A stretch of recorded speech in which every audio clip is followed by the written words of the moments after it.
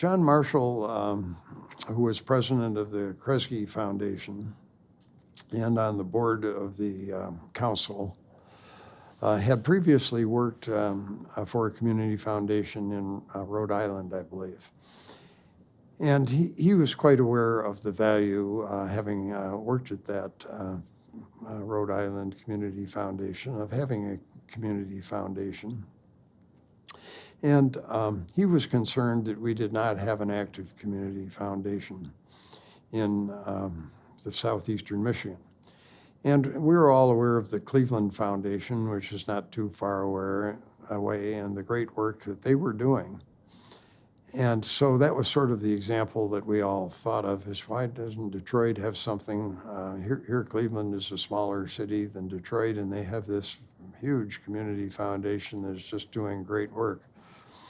There was an organization called something like the Detroit Community Fund that had been in existence for many years, but it had really been, and it had developed in its early days some corpus, which was quite modest. But the foundation really had not been employed. It had a board that was not trying to really pursue the development of that foundation, and it was pretty stagnant.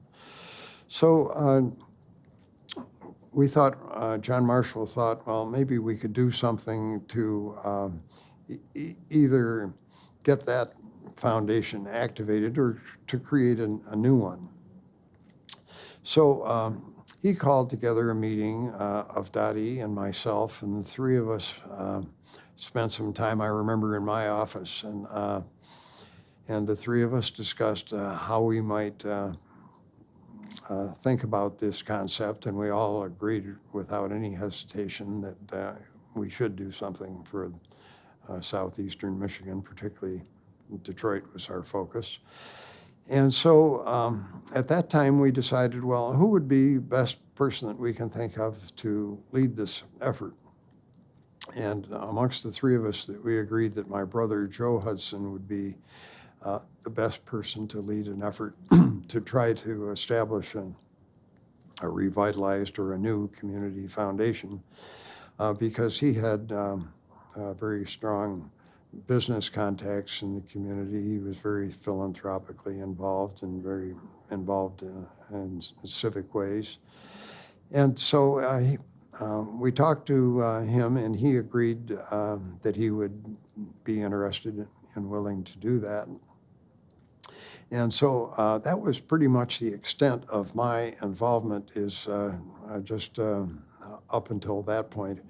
When my brother got involved, he took the ball and ran with it. Yeah, so this was a typical example of how Dottie and the Council of Michigan Foundations furthered philanthropy in the state.